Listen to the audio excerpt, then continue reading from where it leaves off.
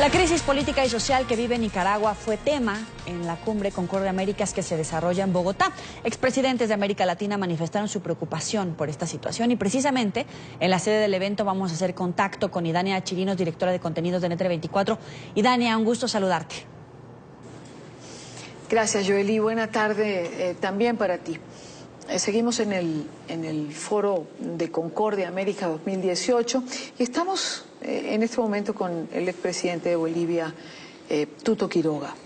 Y me pareció importante poder conversar en relación a lo que ha pasado en Nicaragua porque pareciera que la situación tiende a complicarse. Presidente, buenas tardes. Buenas tardes, Idania. Gracias por la invitación. No, gracias a usted, que siempre está con nosotros. Nicaragua se complica. ¿Qué hacer? ¿Cómo darle una solución? ¿Cómo contribuir a buscar una salida? A ver, primero, comprender de dónde viene el problema. Esto es parte del daño colateral de la implosión económica de Venezuela, que este siglo XXI, con la bonanza china que llenaba los cofres y las arcas fiscales de aquellos que exportaban petróleo, energía, comida, minerales en Sudamérica, sabemos que generó ingentes cantidades para PDVSA, que en lugar de destinarlas al desarrollo, se las robaron, las despilfarraron y las usaron para sostener a regímenes satélites, muchos de ellos en Centroamérica y Caribe. Y la implosión de Venezuela y el colapso de la economía de Venezuela se está empezando a sentir. En Haití se acabó la vaca petrolera venezolana, tuvieron que subir el combustible, anarquía, protestas, violencia. En Nicaragua se acabó la vaca petrolera que le permitió a la pareja perversa Ortega Murillo comprar canales, hacer negocios, satisfacer sus intereses. Cuando se acabó eso, le cayeron al fondo de pensiones, se llevaron ese dinero y cuando estaba por reventar, hicieron la propuesta de decir, trabajador, te voy a cobrar más, voy a subir tu cotización, trabajador y empresario, jubilado, te voy a recortar tu pago, y pasó lo que hemos visto estos 3 meses. Ese es el origen. Entonces, esto no va a parar porque es un problema estructural económico. ¿Qué es lo que se requiere de parte del mundo internacional? Claramente, un par de cosas determinantes. Es triste que no hubiésemos podido aplicar hasta ahora la Carta Democrática en Venezuela. Parte de la razón por la cual Venezuela hacía esa guerra con sus satélites es porque si se la aplicas a Venezuela, y hoy día tendría que estar aplicada en Nicaragua. Y es dramáticamente diferente el efecto en Nicaragua que en Venezuela. Porque Venezuela, por el petróleo, sostenía a otros países y nunca recurría a los organismos. Nicaragua depende del Banco Mundial, del BID, del Fondo Monetario, de organismos regionales. Aplicar la Carta Democrática a la OEA es fundamental. El NICA Act para las sanciones a esta pareja perversa que ha robado enormes cantidades de dinero es imprescindible. Y mientras tanto, seguir alentando a esa Iglesia Católica que está cumpliendo un papel ejemplar. Me atrevo a predecir que don Silvio Báez va a ser el personaje del año en América Latina. No solamente saca comunicados, no solamente da sermones, se para por delante, protege a esos jóvenes tan valientes. Y estoy seguro que el pueblo nicaragüense va a seguir en rebeldía hasta recuperar democracia y libertad. La comunidad internacional tiene que actuar con mayor celeridad.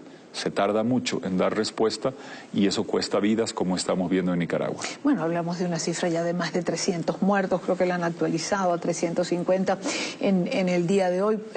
Además, es una cifra oficial, digamos, la registrada. El subregistro no sabemos. Hay algunos desaparecidos no contados. ¿A dónde llega? Sí, hay desaparecidos, más de 1.500 heridos.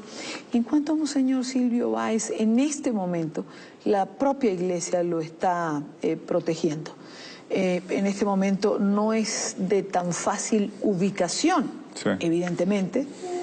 Me imagino que Ortega tiene el foco en Monseñor Báez. ¿Cree usted que se atrevan? Bueno, ya se atrevieron a agredirlo.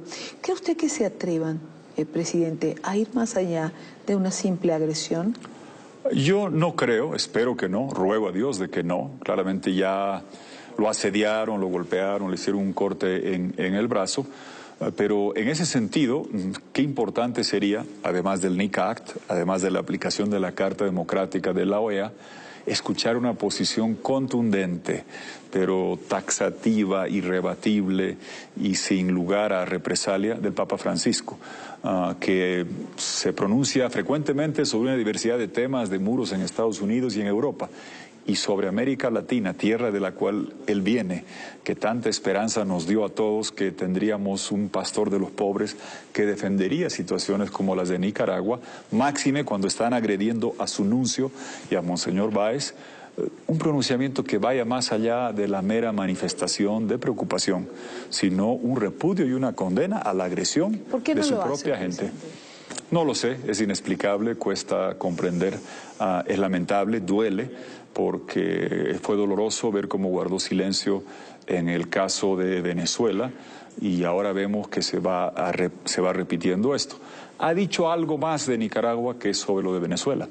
Pero por amor a Dios, cuando se entran a las iglesias, disparan contra jóvenes, asedian a periodistas, golpean a obispos, agreden al nuncio, tiene que haber una condena explícita y un llamamiento al gobierno de Ortega Murillo, de la pareja perversa, dictatorial, abusiva, criminal, de parar esto. Entrevistaba yo a una hermana que levanta, nicaragüense, muy popular en redes sociales, sí, sí. Y ella decía, es como agredir a un embajador. Cualquier país sería como, casi como entrar en guerra con otro país. ¿Cómo no reaccionamos? Exactamente, porque como sabemos el Vaticano tiene varias dimensiones, pero tiene la dimensión de Estado y el nuncio es un embajador. Imaginémonos que en un país al embajador de otro lo agarran a palos. Tú sabes que eso no pasaría, tendría que tomarse medidas. Y el Papa ojalá, tiene tiempo todavía que se pronuncie, pero de forma clara. Y el último mensaje para la comunidad internacional es para mí el siguiente, Idania. Tenemos que aprender que estos regímenes autoritarios empiezan cometiendo algunos, es como un tobogán que acelera su declive. Al principio cometen algunos abusos, cierran un canal, enjuician a un periodista, enjuician a alguien que hace caricaturas en el periódico, persiguen a un alcalde, persiguen a un diputado, 2 diputados, inhabilitan a María Corina y la gente dice, bueno, es parte de la gresca política. O algún periodista que se excedió y van condonando la comunidad internacional el inicio del declive. Y después, cuando la situación se pone peor, cuando hay la caída económica venezolana, no tiene plata en Nicaragua, viene el declive, el tobogán se acelera y ahí empieza la represión sin límite, presos por doquier como en el caso de Venezuela, exiliados por todo lado y luego cuando ahora va la CIDH, lo que pasa es, claro, pero ¿cómo reaccionar con anticipación? Es decir, ¿cómo tener esa medida de a dónde van a llegar que nos permita una reacción previa? A ver, muy claramente había 2 instancias en Nicaragua y hay una en Bolivia que está en curso. El señor Ortega, en 2011, se inventó la figura de que la reelección personal para él y después en combo con su esposa eran un derecho humano por encima de los límites de la Constitución. Grotesca distorsión de la sacrosanta Convención Interamericana de Derechos Humanos. Y la comunidad internacional hizo mutis por el foro. Era el 2011, evidentemente. Era el señor Insulza, cuyo nombre se escribe con S y Z y cuya gestión fue con doble S. Una gestión que dejó mucho que desear por lo insulsa que fue. Entonces no se dijo nada. Después hubo una elección municipal donde había indicios que se habían robado unos cuantos municipios. Pero nuevamente, no fue la presidencia, fueron unos cuantos municipios. Pero si no se tiene una posición para cuestionar el inicio de estas actitudes abusivas y autoritarias, cuando finalmente el sistema interamericano visita, se pronuncia, Naciones Unidas habla y el tobogán ya está en una pendiente acelerada, es más difícil detener. Fíjate que esta maniobra jurídica de Ortega, el 2011, de pretender que ser tirano es un derecho humano y poder candidatear por encima de los límites, es lo que está haciendo Evo Morales. Por eso digo, vamos a esperar que nos meta presos a todos, o que desate una violencia sin límite, o va el sistema interamericano a actuar ahora a tiempo. Con la Corte de San José y la Comisión de Derechos Humanos hemos hecho recursos para evitar que Bolivia siga en el tema de Nicaragua. ¿Por qué le cuesta tanto a la región reaccionar? A ver, hay una inercia burocrática natural, pero también hay que entender que veníamos la madre del cordero estaba en Venezuela. el proyecto hemisférico más importante que en este siglo y en la historia, que logró controlar y daña 22 de 34 votos en la OEA. Y el secretario general, el 2008, Venezuela tenía 22 de 34 votos, con Petrocaribe, Albaniza, Alba y estos regalitos por acá o por allá. Ahora no, ha mermado la influencia. Todavía están logrando retener un tercio para defenderse. Y más que con petrodadivosidad, con petrochantaje. No es tanto lo que te están dejando de dar, que ya no tiene para dar Venezuela, sino el chantaje de decir, ajá, canciller de país tal o cual, a su país hace unos años hicimos unos negocios turbios y lo vamos a denunciar. Entonces, pero ¿usted cree que va a ser más fácil entonces reaccionar en relación a Nicaragua que lo que se tardó en reaccionar por Venezuela porque ya no hay la petrochequera? Yo creo que va a ser más... es decir, es más urgente. Yo no sé qué, es decir, la estrategia de bloquear la censura internacional de Venezuela era para proteger a sus aliados, para proteger a Correa cuando atacaba a periodistas, sí, para proteger a Evo Morales cuando viola el referéndum, para proteger a Ortega cuando se hace reelegir. Pero ahora hay que entender que lo de Nicaragua reviste gravedad. Sí, lo de Maduro ha sido terrible, una represión autoritaria, atroz, feroz, pura, dura, inédita. Pero Ortega, en 3 meses, lleva, y yo no quiero entrar en lo morboso de la contabilidad de cuántos jóvenes ha asesinado, pero en 3 meses ha hecho, en un país mucho más pequeño, ya tiene casi más muertos y heridos que Maduro en todos sus años. Y siendo en un país más pequeño, creo que eso ha traído una sensación de urgencia, y el papel tan activo, tan meritorio, tan loable de la Iglesia Católica ha logrado poner reflectores sobre este caso que hoy, por la violencia que se sigue desatando mientras estamos hablando, han matado a una persona más en Masaya. Entonces está, por lo que está sucediendo, primera en la lista de prioridad de atención de la comunidad internacional. Y, como ha dicho Laura Chinchilla, estoy convencido que si la comunidad internacional articula sanciones, aplicación de la Carta Democrática en Nicaragua, el NICAC, va a ser más fácil después aplicarlo para Venezuela y va a terminar beneficiando a Venezuela, porque esto está interconectado. Claro. Yo le mandaba a la mamá de Neomar Lander, este chico venezolano de 17 años, que no debe, seguramente fue asesinado sin conocer ni dónde estaba Nicaragua, pero su rostro como símbolo de la lucha, con la máscara antigás, con la máscara, esos ojos de un muchacho que no se rinde, están en las paredes de Nicaragua. La lucha por la libertad es contagiosa y hay Neomar Landers que lamentablemente se están reproduciendo en Nicaragua por estos muchachos valientes que, amparados por su iglesia, están luchando por democracia y libertad. Una última pregunta, le pido ya una respuesta más corta, que ya tengo poco tiempo. Termina Concordia Américas, 2 días, hemos escuchado expositores. Venezuela ha sido el centro de 2 o 3 de las mesas redondas más importantes. ¿Sirve para algo?